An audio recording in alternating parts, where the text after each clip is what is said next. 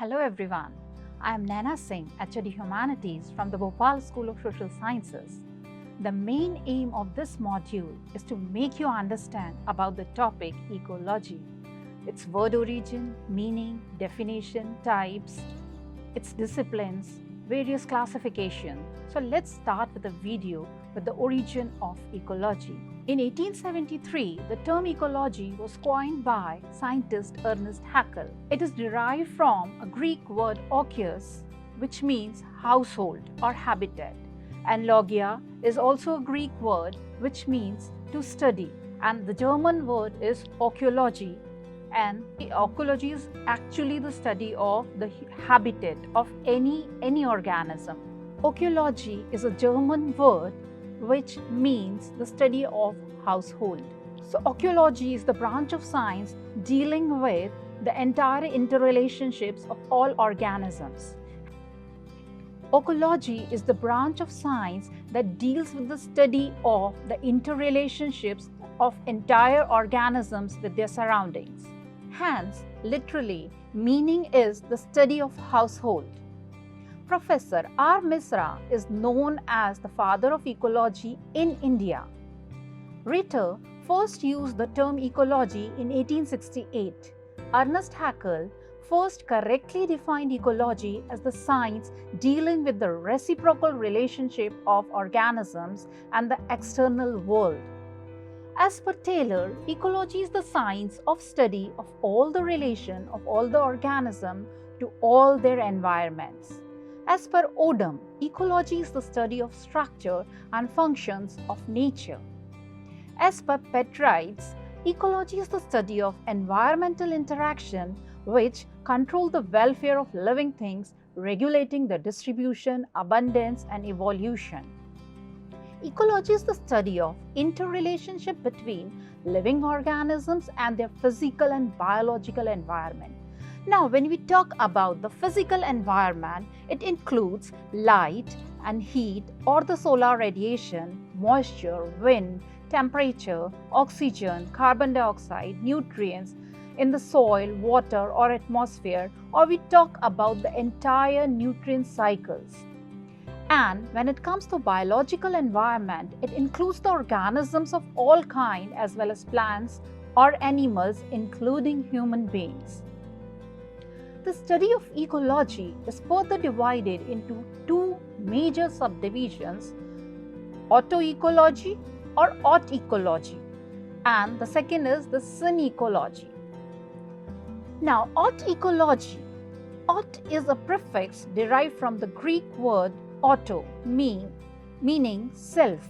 It means self or individual. Example, autotroph, self-feeder. It deals with the study of individual organism or an individual species and biotic environment. In other words, it is the study of the interrelationship between the individual species or its population and its environment.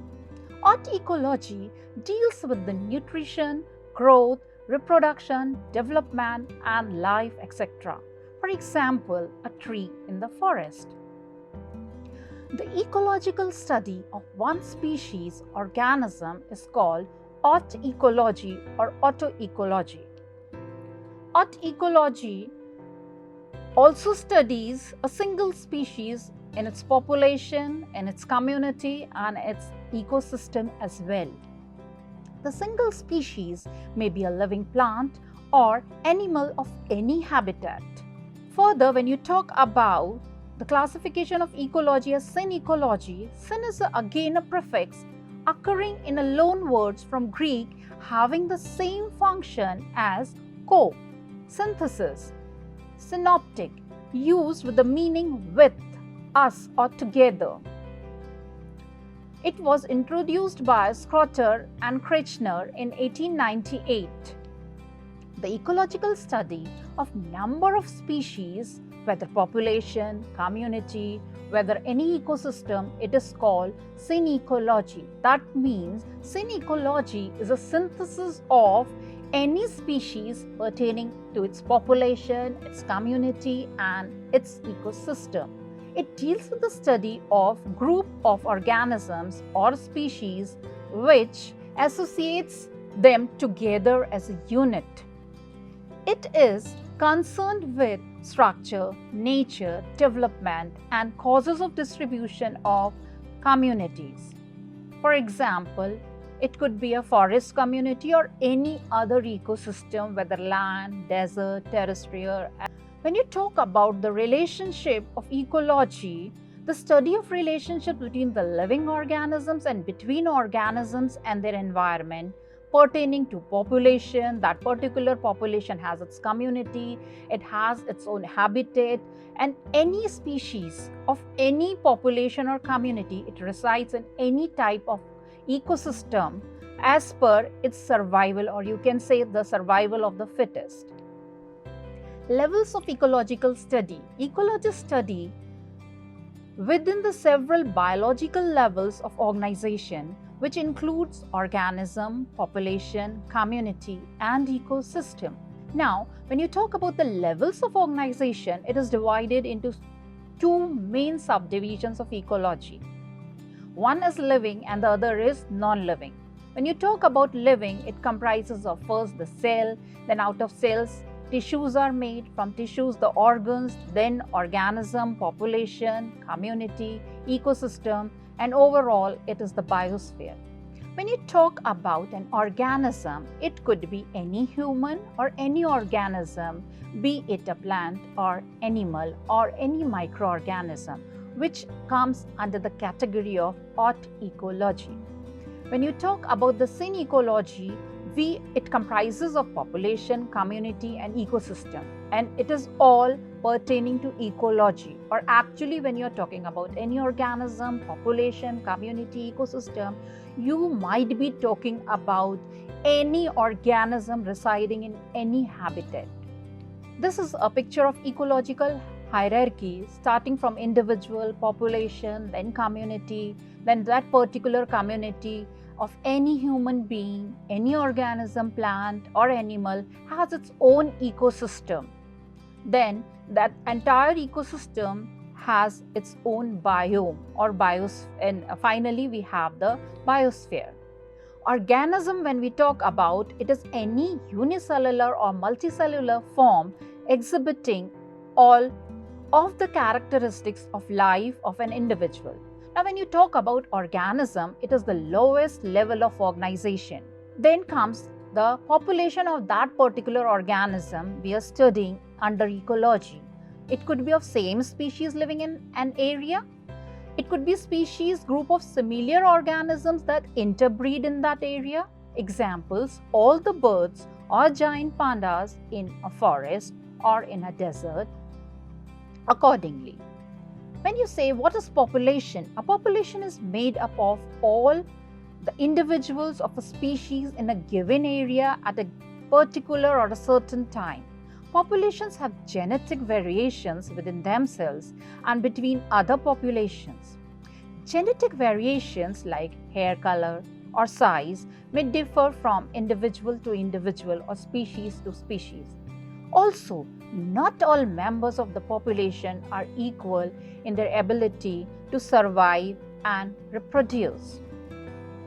Then comes the community of that particular population we are studying under ecology.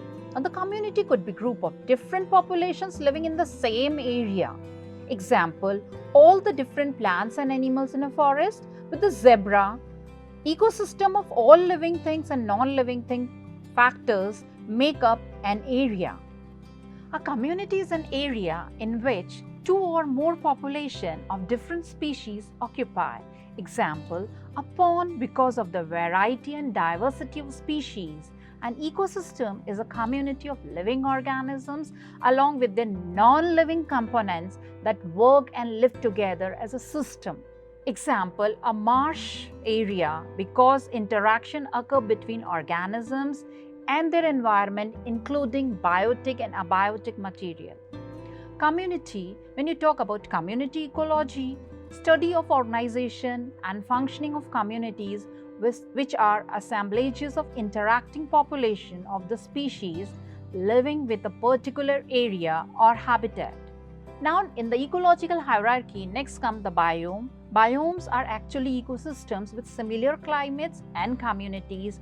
As you can see, the tundra, the shrubland, the rainforest, greenland, desert, deciduous forests, and coniferous forests. Now, the examples could be again forest, desert, grassland, ocean, etc. When you talk about the ecological hierarchy, here is the example of all the biosphere, which comprises the entire units of the ecosystem on the earth and is actually the portion of earth that supports life. These are certain subdivisions of ecology based on taxonomic. When you divide it into two, it is the plant and animal ecology. When you divide it on the basis of habitat, it's aquatic ecology, terrestrial ecology. Then when you talk about aquatic, it could be marine, freshwater, stream. When you talk about the terrestrial, it could be grasslands, it could be forest land, or any other ecosystem. These are the various disciplines of ecology: habitat ecology, population, community, ecosystem, microbial, radiation, pollution, space, molecular, organismal, molecular ecology, behavioral ecology, human ecology, and there are many more fields coming as per the study. These are various more fields: productive, ecology of recreation, landscape, mathematical, paleoecology, grassland, cropland, taxonomic, gynecology, etc. Now, when you talk about the ecology, it's actually the study of the habitat or ecosystem, as we said. Now, what is habitat? It's an area where an organisms live. Then, when you talk about habitat, one more terminology intervenes here, that is niche. Niche is the full range of physical and biological conditions in which an organism lives, and the way in which the organism uses those conditions includes where in the food chain it is, where an organism feeds.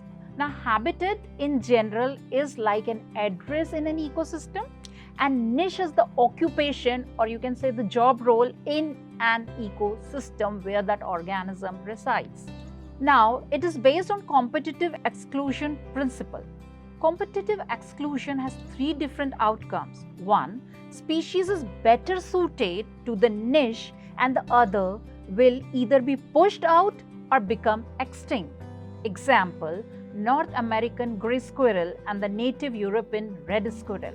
If the niche will be divided, for example, one species eats nuts from the trees, the other one is eating the nuts from the ground.